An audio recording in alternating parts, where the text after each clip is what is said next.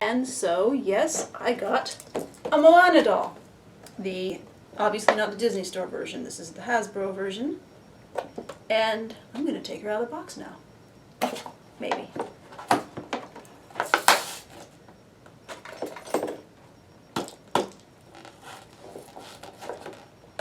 Maybe. I actually probably haven't bought a Hasbro doll since Gem was new, so I'm not used to the way Hasbro dolls packaging goes together. I know every manufacturer's packaging is a little bit different. So let's see, she have rubber bands or plastic. No, she appears to have plastic, so clip those with impunity. I save the rubber bands because you can never have enough ways to style doll hair. Alright, what do we have left? We have... Alright, that's a rubber band in the hair. Oh, feels like she has swift touch tabs. Maybe we can pull them out of the head. No. No. Oh, they're below the hairline. Come on, Hasbro. I mean, not that those will be seen too much, but you can do better. You can do better than that. I mean, maybe that's just this doll, maybe other dolls. I'm shoving them back into there. So anyway, I have not handled a Hasbro articulated doll. I have not had any of the Disney Descendants. So this is the first one of even vaguely like this I have handled.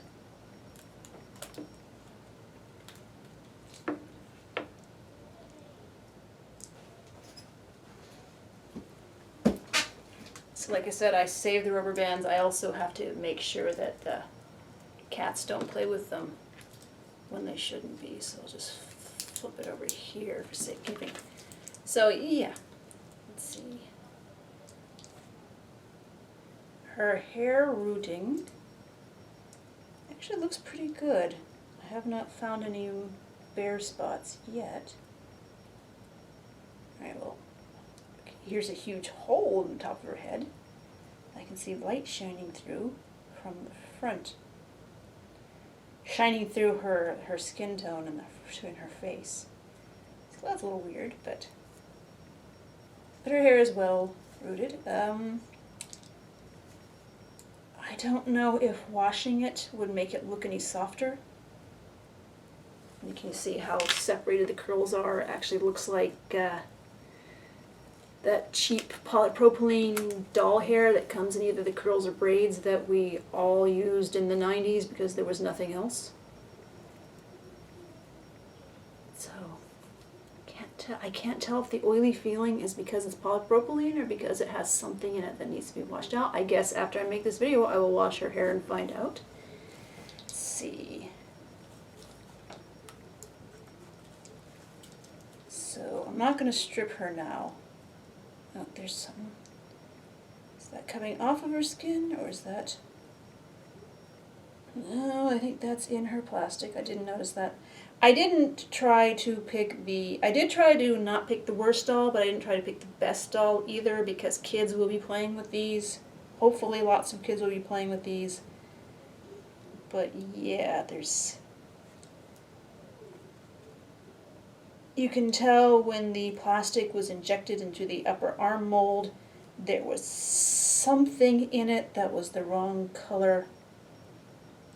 And it seems to have swirled around because I can see traces of it above and below. If you don't know what I'm talking about, this doll is a very good example.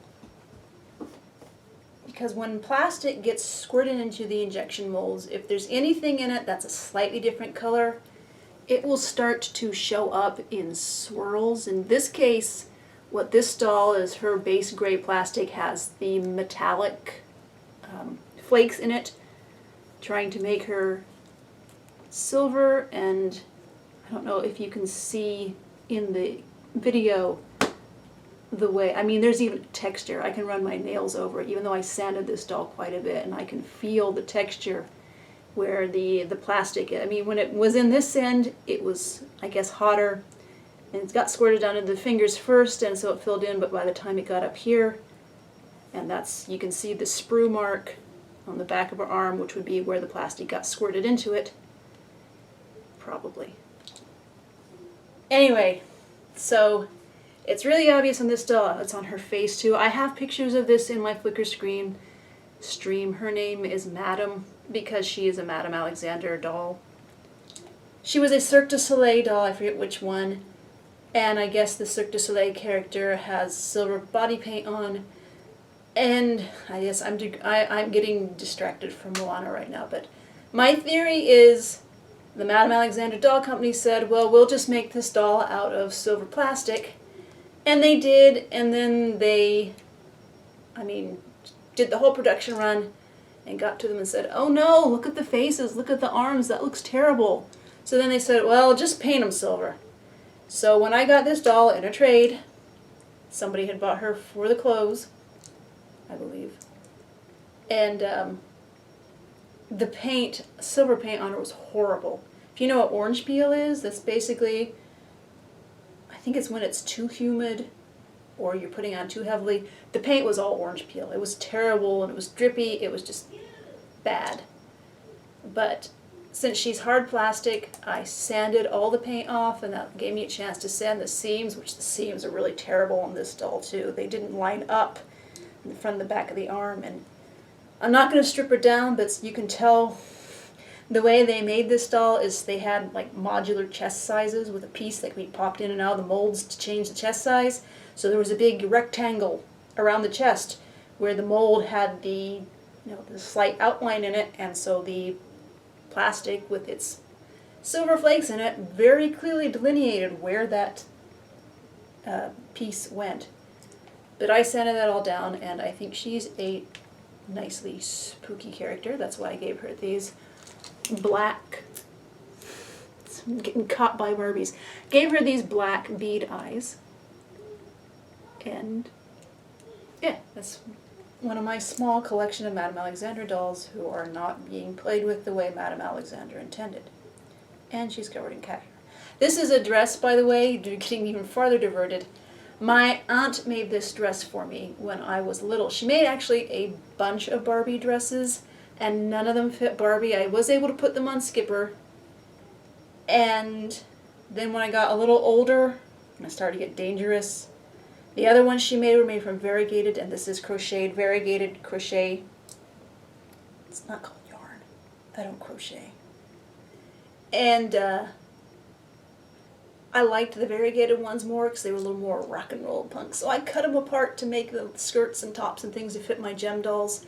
This one stayed untouched because I thought it was so boring because it was just plain purple. So now that I'm an adult, I really appreciate the skill and tedium that went into making this, and I'm so glad I still have this one. And like I said, if you have enough different dolls, you'll find somebody this fits. This fits, obviously, this doll. This fits Momoko's. This fits a lot of dolls that I have now, even if it never fit Barbie. So, I guess I'd say hindsight is 20/20. It would be lovely if I still had those other doll dresses, but I don't. But I am very happy that I have this one. And no, it might fit the Moana doll. How's that for a segue? Because she appears to be, I'd say roughly about the same size as this Madame Alexander.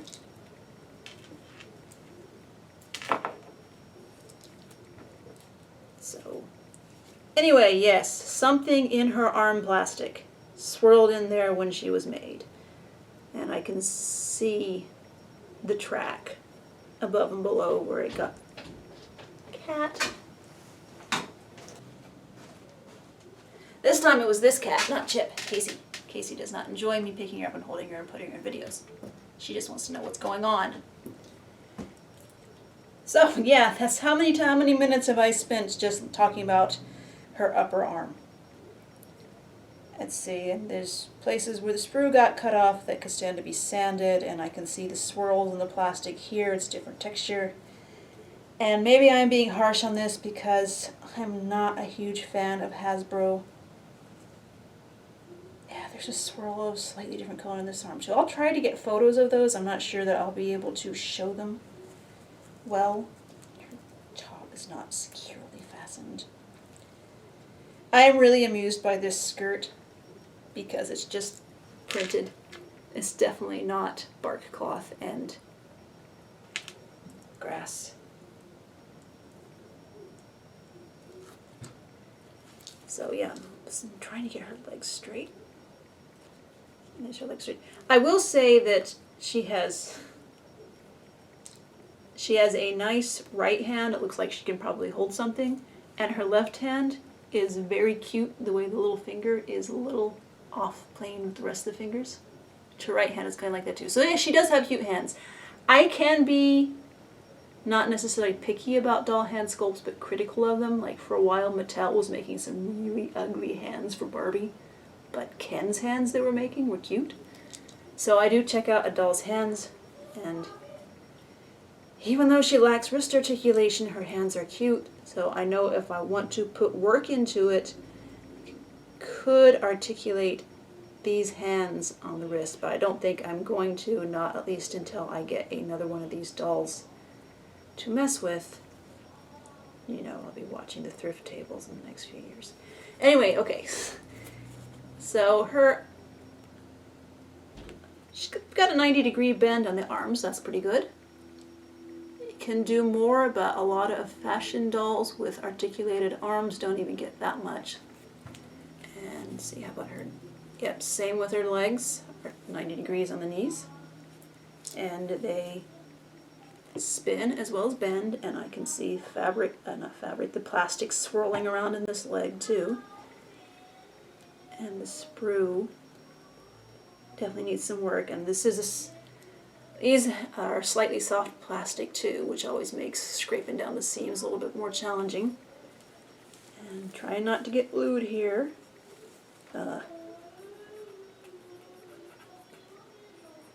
Okay. Her upper legs are hard plastics because these seams really need to be aesthetized. I don't know if you can see the white along them. Ugh, it's even worse in the back. Look at that. But since it's hard plastic, that will be a little easier to deal with. It just gets scrapey with the X-Acto knife. Alright, so I guess I'll take her clothes off. So she has built-in modesty. Oh, that's interesting. You know, usually if you've bought brats and they have their short skirts, the thing that keeps their skirt in place is a little bit of clear elastic. And this one, it's some twill tape. That's like unexpected quality. Maybe unnecessary quality. So that's interesting. And this skirt, I can actually see just regular old dolls wearing this because it is printed. I mean, if you turn it to the side, it might not look so co-optive or appropriative. And and I could hem it. Yeah, that's what I might do. I might just hem it so you can't see the fake breast skirt because it's not hemmed. It's just cut and, is it even heat sealed? Yeah, it's cut and heat sealed. Die cut and heat sealed on the bottom. Of course, all doll clothes, all mass-produced doll clothes are die cut. Anyway, distracted by that. And again, this is also, there's some elastic in this to face it and help hold it up. This is also die cut and heat sealed on the bottom. With the fake shell print. I don't know what those are called. Anyway. Oh, she does have, I wasn't even sure if she had some torso articulation, but she does. And yeah, this body looks like it's going to be pretty easy to dress. I think she's going to be able to share clothes with a lot of regular Barbie-sized stuff. As a matter of fact, let me grab something. These are my Barbie-sized separates bags.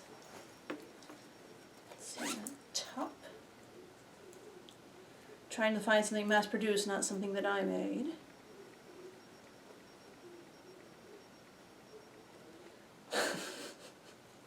Which is easier said than done.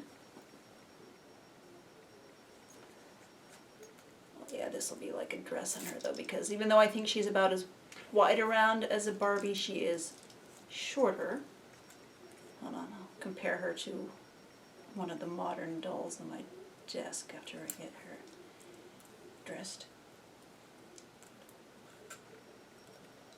Well, somewhat dressed. And as you see, the little doll Big Dreams fits fairly long on her, but the fit is pretty good through the top. It's not so big that you would reject it as being the wrong size. This is a cute doll. I haven't even talked about her face. I mean, yes, there are persnickety quality control issues I've found on the body.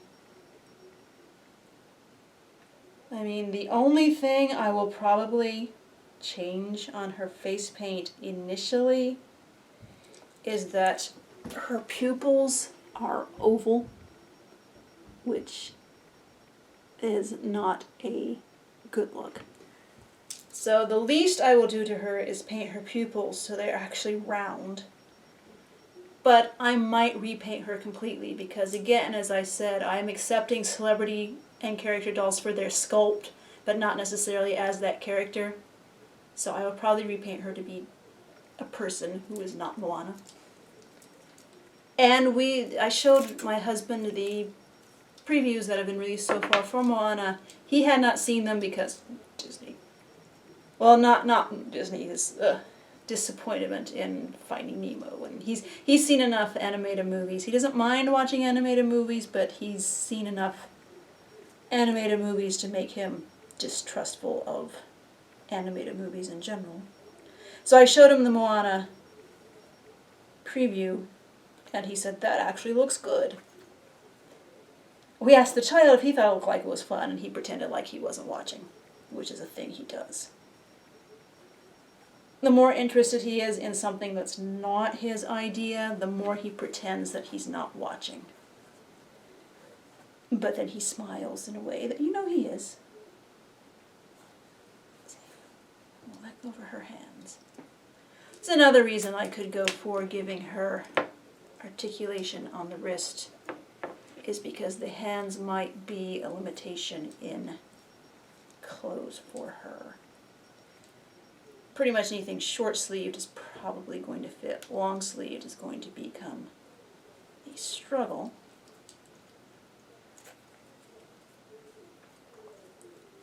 Of course, as the character appears, she doesn't even have shoulders on her clothes, so that's not something that Hasbro is worried about when it comes to us and the doll.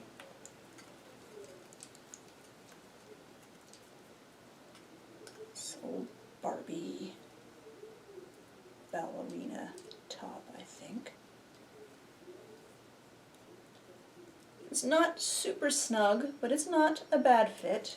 Alright, let's see if we can find anything for pants or skirts.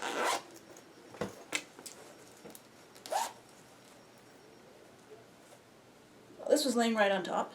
This is something I made, and this should be mass-produced stuff, but that could take longer.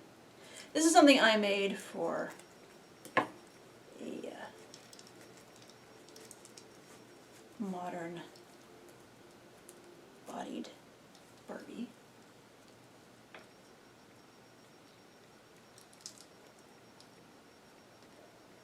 So, yeah, this doll, I think if you get the Moana doll, and she's $14.99 at Toys R Us, I'm sure she will be on sale eventually, and if she shows up in Walmart, she'll probably undercut Toys R Us price some.